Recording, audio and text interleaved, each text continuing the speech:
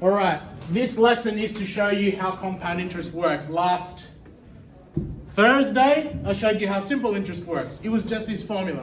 What did the SI stand for? Good. What did the P stand for? R, the rate as a decimal point. And T as is Time over years. Time in years. Good. Now, I just asked you to practice using that formula, but we didn't break it down into how that is working year on year. So, if I did a $100 investment at 5% per annum for 3 years, simple interest, how does it actually work? In year 1, the simple interest is 100 times by 0.05 times by 1. So in the first year, you get $5 of interest. And in the second year, because it's simple interest, it is a set percentage of the original principal. So the principal doesn't change. So I go 100 times by 0.05 times by 1 again. So in year 2, I make $5 of interest. And then in year 3, the principal doesn't change when it's simple interest. So it's $5 again. So after those 3 years, how much interest was paid in total? All up. So, 15.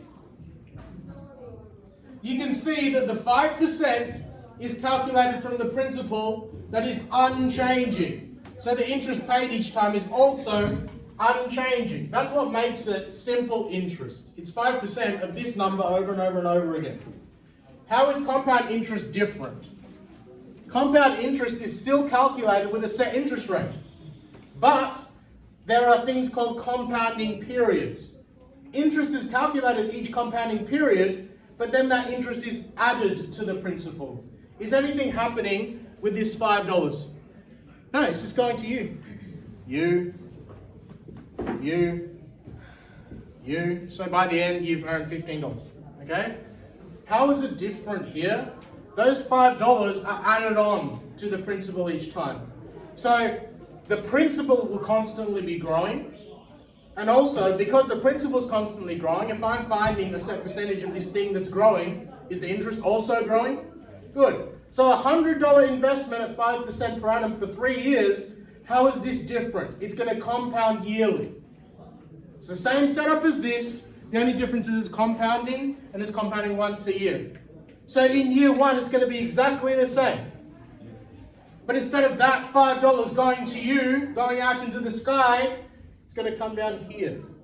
So SI is going to be, is it still going to be 100? 105. Do you agree that 5% of 105 is going to be slightly larger than $5?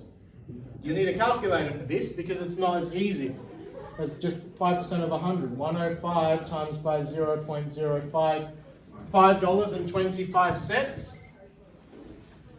Does that interest just fly off into your pocket, or what happens to it?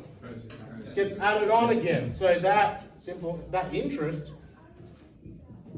So your principal is 105. At the start of year 3, it's going to be $110.25. 5% of that is going to be even bigger. That's why it's called compounding interest. Compounding is like growing over time. Okay, so 110.25 times by 0.05. You're going to get $5.51, rounded to 2 decimal points. So if I wanted to work out the total interest paid, what would I do with those 3 numbers? Add them together, it's going to be 15 and 76. Is that slightly more than that? It doesn't seem like much, but in real life, compound interest of an investment that you leave for 10 years, it grows. The interest gets calculated on itself, okay? Compound interest is more encountered in the room, all right? So that's the teaching of that. I'll stop that.